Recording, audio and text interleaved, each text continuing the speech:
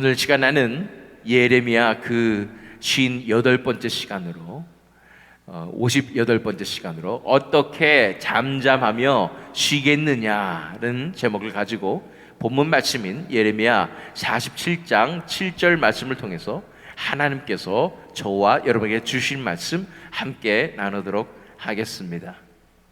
지금 현재 아직도 이스라엘과 팔레스타인 하마스의 전쟁이 계속되고 있습니다. 비록 휴전 협정이 되어서 잠잠한 편이지만 여전히 여기저기서 공격이 일어나고 많은 사람들이 목숨을 잃고 있다는 소식을 듣습니다. 또한 포로들에 대한 대우가 좋지 않은 것을 넘어서서 인권이 유린되는 상황이 계속되고 있는 것입니다. 이 팔레스타인인들은 고대의 블레셋 사람들과는 전혀 상관없는 별개의 아랍인들이긴 하지만 이들이 이스라엘과 원수된 자들이란 것은 참 공통점이라고 볼 수밖에 없습니다.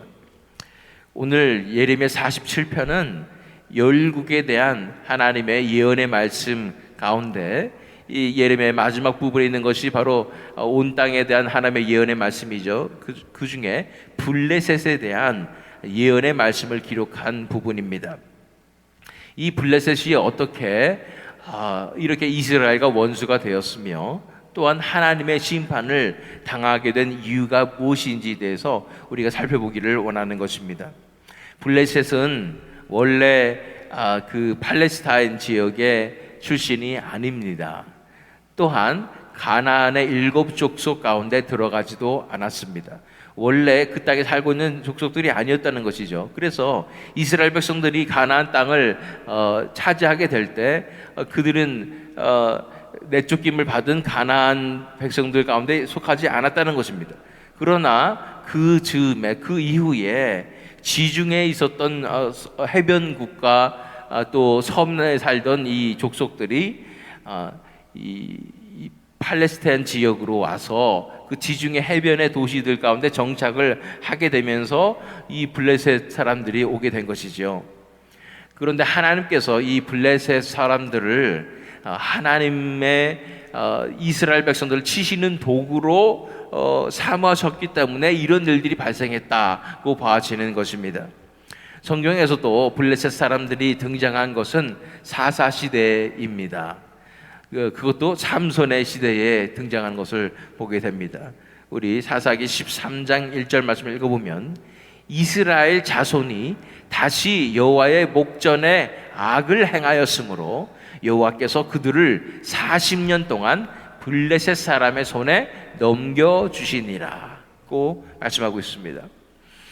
이스라엘 백성들이 하나님 앞에 악을 행하고 자꾸만 하나님을 배신하고 우상 숭배를 하고 가나안 땅에 있는 우상들을 따라가고 하는 이런 모든 상황 가운데 하나님께서 이들을 벌하시기 위해서 도구로 쓰신 것이 바로 이 블레셋 사람들이라고 말씀하는 것입니다. 그런데 얼마 동안이냐면 40년 동안이라고 이야기하고 있습니다. 우리 민족이 일제시하에 있었던 것이 36년인데 40년 동안 블레셋 사람들에게 통치를 당하고 압제를 당했던 것입니다. 일제 사람들도 잔인했지만 고대에 이러한 다른 나라를 통치하고 압제하는 것은 아주 잔인했던 것입니다. 이런 엄청난 고통 가운데 하나님께서 또 삼손이라는 사사를 보내시고 블레셋 사람들에게 통쾌한 복수를 하게 하시는 상황이 발생하고 있는 것입니다. 이때부터 이 이스라엘과 블레셋의 역사는 마치 오래된 원수같이 서로를 공격하며 서로를 대적하며 그렇게 또 하나님께서 때가 되면 이 블레셋을 도구로 삼으셔서 이스라엘 백성들을 심판하는 도구로서 그렇게 쓰임받았던 것입니다. 그래서 에스겔서에서 25장 15절로 17절 말씀에서 주 여호와께서 이같이 말씀하셨느니라. 블레셋 사람이 옛날부터 미워하여 멸시하는 마음으로 원수를 갚아 진멸하고자 하였도다. 그러므로 주 여호와께서 이같이 말씀하셨느니라. 내가 블레셋 사람 위에 손을 펴서 그렛 사람을 끊으며 해변에 남은 자를 진멸하되 분노의 책벌로 내 원수를 그들에게 크게 갚으리라.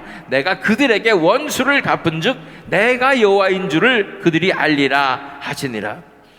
오래 전부터 원수가 되었던 것이 이 블레셋 사람들이고, 물론 하나님께서 도구로 사용하셨지만 그들을 옹호하시는 것도 아니고 그들의 죄악을 가만히 내버려 두신 것이 아닙니다. 오히려 그들이 죄악되었기 때문에 하나님께서 들어서 도구로 사용하셔서 이스라엘 백성들을 친 그 잘못을 또 그들에게 물으시는 것입니다. 그래서 그들을 멸하시겠다고 말씀하시는 것입니다. 특별히 우리가 성경의 기록에서 볼 수 있는 것은, 사울이 왕이 됐던 4사기가 지나고 이제 사울이 왕이 됐던 그 시절에도 블레셋은 여전히 이스라엘을 압제하고 있었다는 것입니다. 특별히 이 블레셋 사람들이 이스라엘을 압제할 수 있었던 이유가 뭐냐면, 그들이 철을 다루는 기술을 가지고 있었던 것입니다. 그래서 청동기 시절에 철기 문화를 어답트를 했기 때문에 철제 무기를 만들었기 때문에 천하무적처럼 그렇게 나왔기 때문에 이스라엘 사람들이 꼼짝하지 못했는데, 특별히 이 철기를 만드는, 철로 된 무기를 만드는 이 기술을 절대로 이스라엘 사람들이 갖지 못하도록 한 것입니다. 그래서 우리가 사무엘상 13장 19절과 22절 말씀을 읽어보면, 그때 이스라엘 온 땅에 철공이 없었으니 이는 블레셋 사람들이 말하기를 히브리 사람이 칼이나 창을 만들까 두렵다 하였습니다. 22절에 싸우는 날에 사울과 요나단과 함께 한 백성의 손에는 칼이나 창이 없고 오직 사울과 그의 아들 요나단에게만 있었더라. 그래서 블레셋 사람들은 이 철을 만드는 이 기술을 가지고 이것을 독점을 하고, 이스라엘 사람들이 뭔가 농기구라도 필요하다면은 대장간을 가야 되는데 대장간이 블레셋 사람들만 가지고 있는 것입니다. 그리고 가서 비싼 돈을 내 가지고 농기구도 받고 이런 상황이었던 것입니다. 철저하게 이 철기 기술을 이스라엘에게 숨겼기 때문에 결국은 무기가 없는 거예요. 그래서 사울과 요나단만 이 창과 칼이 있었고 철기 무기가 있었고, 나머지는 다 그냥 청동 무기가 있든지 아니면은 뭐 농기구 가지고 싸우든지 했던 그런 상황이었던 것입니다. 이렇게 악하게 블레셋 사람들이 이스라엘을 압제했던 상황이었기 때문에 하나님께서 심판하신다고 말씀하고 있는 것입니다.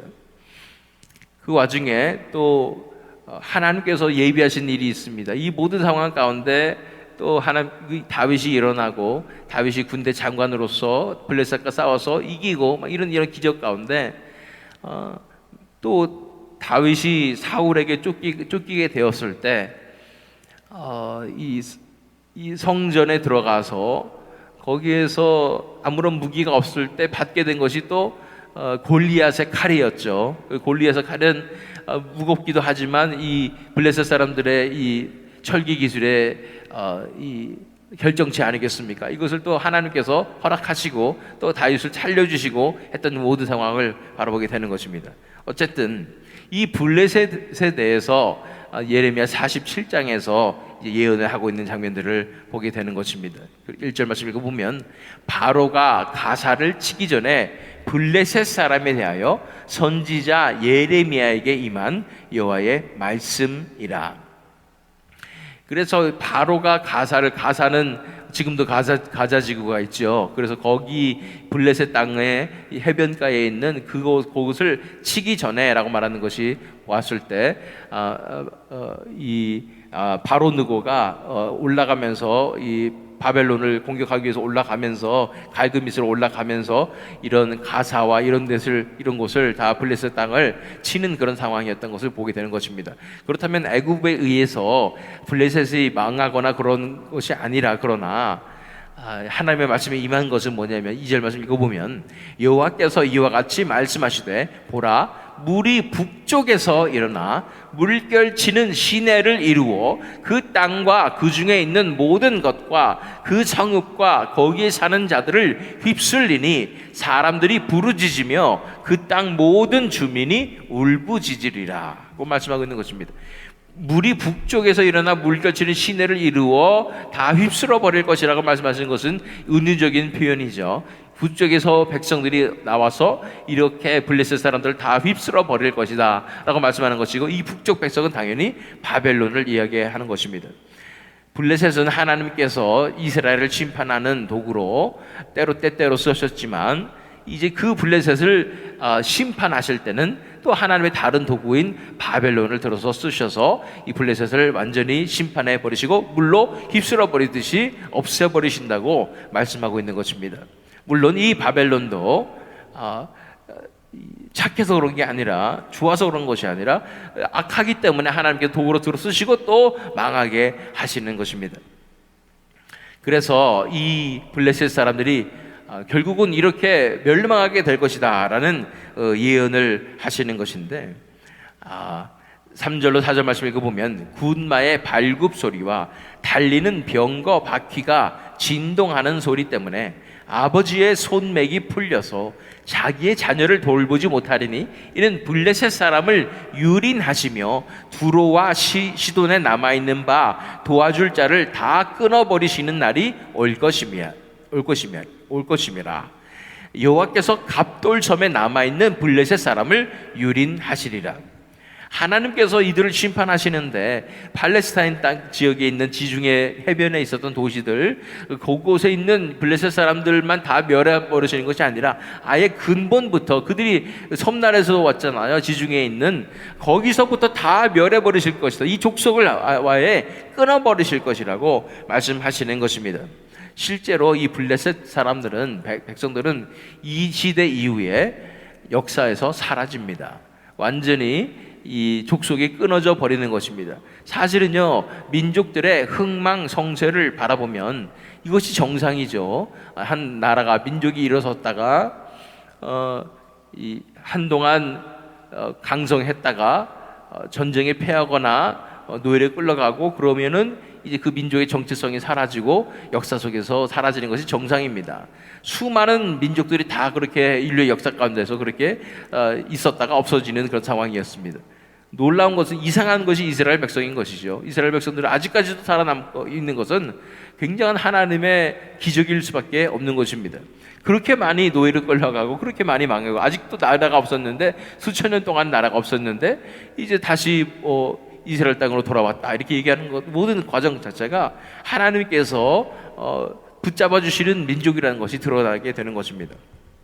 어쨌든 5절 말씀 읽어보면, 가사는 대머리가 되었고 아스글론과 그들에게 남아있는 평지가 잠잠하게 되었나니 네가 네 몸 베기를 어느 때까지 하겠느냐라고 말하고 있습니다. 가사는 대머리가 되었다는 말은 은유적인 표현이겠죠. 그래서 다 초토화되어서 완전히 아무것도 없이 그렇게 되어버렸고, 아스글론과 남아있는 평지들도 다 잠잠하게 되었다고 말하는 것입니다. 그런데 내가 네 몸 베기를 어느 때까지 하겠느냐라는 말은 무슨 뜻이냐면, 이 대머리와도 연결이 되어 있는 것입니다. 이 블레셋 사람들의 우상 숭배의 풍습 가운데 머리를 밀어버리고 그 다음에 자기들의 몸을 베는 그 습관이 있었던 것입니다. 가나안 백성들도 마찬가지죠. 그래서 엘리야가 850대 1로 이 전쟁을 했을 때 하늘에서 불이 내리기를 이 바알과 아세라의 이 예언자들이, 그 제사장들이 나와서 자기 몸을 베면서 칼로 몸을 베면서 그렇게 했던 것을 보게 되는 것입니다. 그렇게 언제까지 이렇게 우상 숭배하고 앉았겠냐는 것입니다. 이렇게 하나님을 대적하고 우상 숭배했던 이 블레셋을 하나님께서 진멸해 버리시겠다고 말씀하시는 것입니다. 6절 말씀 읽어보면, 오호라 여호와의 칼이여, 네가 언제까지 쉬지 않겠느냐? 네 칼집에 들어가서 가만히 쉴지어다. 그래서 이 칼, 여호와의 칼에게 의인해서 말을 하고 있는 모습을 보게 되는 것입니다. 여호와의 칼이여, 네가 언제까지 쉬지 않겠느냐? 칼집에 들어가서 가만히 쉴지어다. 이제는 좀 그만하지라고 말하는 것이죠. 언제까지 계속해서 이렇게 칠래? 이제 좀 그만, 이제 이쯤에서는 됐지 않나? 라고 말하는 것입니다. 그런데 여기서 우리가 볼 수 있는 것은, 블레셋 사람들이 자랑하던 것이 바로 이 철 가공수로 만든 이 칼이죠. 튼튼한 칼인 것입니다. 이 골리앗의 칼 같은 이 칼인 것이죠. 그런데 여기서 보니까 칼입니다. 여호와의 칼이에요. 하나님께서 이제 들어 쓰시는 이 칼이 하나님께서 진멸하기 위해서 쓰시는 이 영적인 칼이 인간이 만든 최첨단 기술의 강한 철기 시대의 검들을 다 부수시는 이런 모습을 또한 보게 되는 것입니다. 그래서 그만 좀 하라고 얘기했는데 그것에 대해서 대답하는 것이 바로 본문 말씀인 7절 말씀이고 47장의 마지막 절 말씀인 것입니다. 여호와께서 이를 명령하셨은즉 어떻게 잠잠하며 쉬겠느냐. 아스글론과 해변을 치려하여 그가 정하셨느니라 하니라. 이 칼이 대답하는 것입니다. 하나님께서 작정하셨다고 말하는 것입니다. 하나님께서 명령하셨다고 말씀하는 것입니다. 하나님께서 명령하셨는데 내가 어떻게 잠잠하며 쉬겠느냐라는 것입니다. 그래서 끝까지 이 블레셋 족속들을 다 진멸하리라고 말씀하고 있는 것입니다. 원수가 강해 보이는 때가 있습니다. 특별히 이 블레셋 사람들은 자기들만 독점하고 있었던 이 철기 기술을 가지고 또 막강한 군사력을 가지고 이스라엘이 절대 일어서지 못하도록 대장간도 만들지 못하게 하면서 밟아버리는 정책을 썼던 것입니다. 이처럼 우리를 교회를 공격하고 있는 이 시대에 하나님의 백성들을 공격하고 있는 세상의 세력들은 천하무적같이 느껴지고 그들이 너무도 오랫동안 세상을 지배해오고 또 교회를 박해해와서 우리는 일어설 수도 없는 것 같은 그런 상황이 있고 그들이 선점하고 그들이 붙잡고 있는 군사력과 물질의 힘과 세상의 권력들이 너무나 커서 도저히 하나님의 백성들이 결코 승리할 수 없는 그런 상황으로 나아가는 것 같다. 승리할 순간이 올 것 같지 않은 그런 상황 가운데 있다는 것입니다. 그런데 이런 상황에서 하나님의 칼이 나서실 것입니다. 하나님께서 칼을 보내시면 끝나는 것입니다. 그 칼은 결코 포기하지 않습니다. 우리는 성경의 이야기들을 통해서 역사를 통해서 알고 있습니다. 천사 한 명이면 충분한 것입니다. 출애굽기에서 12장 23절 말씀에 여호와께서 애굽 사람들에게 재앙을 내리려고 지나가실 때에 문 인방과 좌우 문설주의 피를 보시면 여호와께서 그 문을 넘으시고 멸하는 자에게 너희 집에 들어가서 너희를 치지 못하게 하실 것임이니라.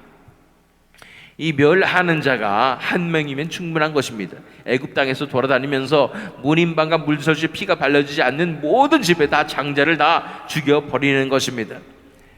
하나님께서 나서시면 끝나는 것입니다.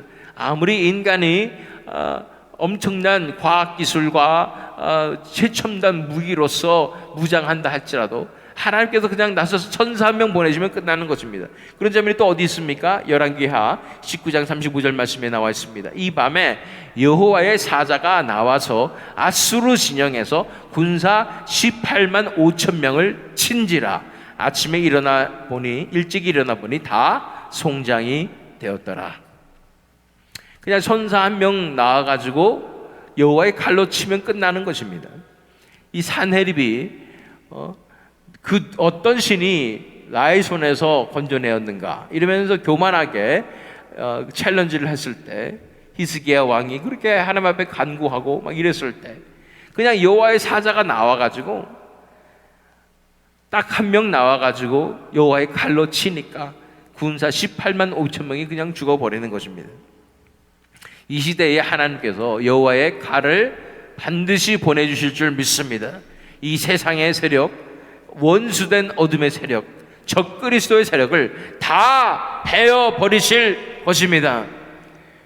아무리 그들이 강해 보여도 결코 우리가 승리할 수 없을 것 같아도 우리는 날마다 공격당하며 날마다 어려움 속에서 처할지라도 우리는 믿습니다. 하나님의 칼이 반드시 역사하여 주실 것이고 하나님의 역사는 이미 준비되었고 하나님의 능력은 반드시 나타나게 될 것입니다. 보세요. 본문 말씀으로 돌아가면 7절 말씀 여호와께서 이를 명령하셨은즉 어떻게 잠잠하며 쉬겠느냐. 이미 역사는 시작되었습니다. 한 번 시작되면 멈출 수 없는 것입니다. 아스글론과 해변을 치료하여 그가 정하셨느니라 하니라. 하나님께서 정하셨습니다. 이것은 정하신 것이고 하나님께서 반드시 이루실 것이고 한번 시작한 땐 일은 결코 멈출 수 없는 것입니다. 두려운 것은 그들의 입장에서 두려운 것이죠. 이미 하나님의 역사는, 심판의 역사는 시작되었습니다. 이미 여호와의 칼은 등장하였습니다. 이 아까 히스기야 상황에서 말씀하신 장면이에요. 예언하신 장면이에요. 31절 말씀. 남은 자는 예루살렘에서부터 나을 것이요 피하는 자는 시온산에서부터 나오리니 여호와의 열심히 이 일을 이루리라 하셨나이다 하니라. 히스기야 왕에게 말씀 선포하시는 거예요. 여호와 열심히 이 일을 이룰 테니까 걱정하지 말아라. 그 뒤에 어떻게 됐다고요? 천사가 한 명 나가서 18만 5천 명을 죽여버리는 거예요. 하나님의 열심히 이 일을 이루신다고 말씀하여 주시는 것입니다. 하나님께서 이미 시작하신 이 일을 하나님께서 끝까지, 하나님의 열심히 끝까지 이루어 주실 것입니다. 이것을 믿음으로 우리가 담대히 일어서야 되는 줄로 믿습니다. 어떻게 이러한 일들이 가능한지는 우리가 잘 알고 있습니다. 히브리서 2장 14절 15절. 자녀들은 혈과 육에 속하였음에 그도 또한 같은 모양으로 혈과 육을 함께 지니심은 죽음을 통하여 죽음의 세력을 잡은 자 곧 마귀를 멸하시며 또 죽기를 무서워함으로 한평생 매여 종로로 타는 모든 자들을 놓아주려 하심이니. 여호와의 칼의 역사는 이미 십자가에서 시작되었습니다. 예수 그리스도를 통하여 이 십자가에서 마귀를 멸하시는 것입니다. 십자가에서 죽으심을 통해서 죽음의 세력을 잡은 마귀를 멸하시는 것입니다. 이 죽음의 영매에 있던 자들을 자유케 하시는 것입니다. 십자가에서 이루어진 일은 단지 우리의 죄가 용서된 것이 아닌 것입니다. 십자가에서 이루어진 일은 예수님께서 마귀의 머리를 밟으신 것입니다. 십자가에서 이루어진 일은 이 영적 전쟁에서 승리가 이루어지게 된 것입니다. 하나님의 심판의 역사가 시작되게 된 것입니다. 하나님의 칼이 이제 역사를 시작한 것입니다. 이 영적 전쟁은 그래서 요한계시록에 나오는 것처럼 하나님 나라의 승리로 끝나게 될 것입니다. 교회의 승리로 끝나게 될 것입니다. 교회가 의지하고 있는 하나님의 칼은 무엇입니까? 바로 십자가입니다. 예수 그리스도의 십자가를 의지하며 나아가게 될 때 교회는 반드시 승리를 쟁취하게 될 것입니다. 요즘에 새벽 예배를 시작하고 나서부터 저는 많은 영적인 공격을 느낍니다. 이 어둠의 지옥의 권세가 지금 흔들리고 있고 떨고 있구나라는 것을 느끼고 있습니다. 그만큼 그들은 하나님 나라의 복음의 역사가, 진리가 선포되고 또 성령의 불이 일어나는 것을 두려워하기 때문에 어떻게 해서든 그 불을 끄려고 하는 것입니다. 이런 엄청난 공격들이 날마다 다가오게 될 때 우리는 무서울 수도 있고 걱정할 수도 있을 줄 모르겠습니다. 그러나 이런 때에 하나님께서 우리에게 이 말씀을 주신 줄 믿습니다. 여호와의 칼이 이미 역사를 시작했던 것입니다. 그 어떤 것도 이 역사를 막을 수 없습니다. 하나님의 열심히 이 일을 이루실 것입니다. 그럼 우리가 담대하게 깨어서 이 사명을 감당했으면 좋겠습니다. 그 어둠의 세력들을 반드시 무찌르게 될 것입니다. 예수님께서 그의 몸된 교회를 통해서 이 사명을 완수하실 것입니다. 이 사탄을 잡고 이 어둠의 세력을 무너뜨리는 이 사명을 완수시킬 것입니다. 그리고 그들에게 잡혀있던 수많은 자들을 자유케 하시고 그들을 건져내시며 구원하시는 놀라운 역사를 교회를 통해서 반드시 이루실 줄 믿습니다. 오늘 이 말씀을 바라보며 반드시 그들은 무너질 것입니다. 반드시 그들이 무너져서 사라지게 될 것입니다. 이러한 놀라운 역사를 이루실 하나님을 바라보며 이제 결코 쉬지 않으시는 하나님의 역사를 바라보며 하나님의 열심을 바라보며 끝까지 승리하시는 저와 여러분 되시기를, 또한 이 새믿음 장로교회 되기를 예수 그리스도의 이름으로 축원합니다.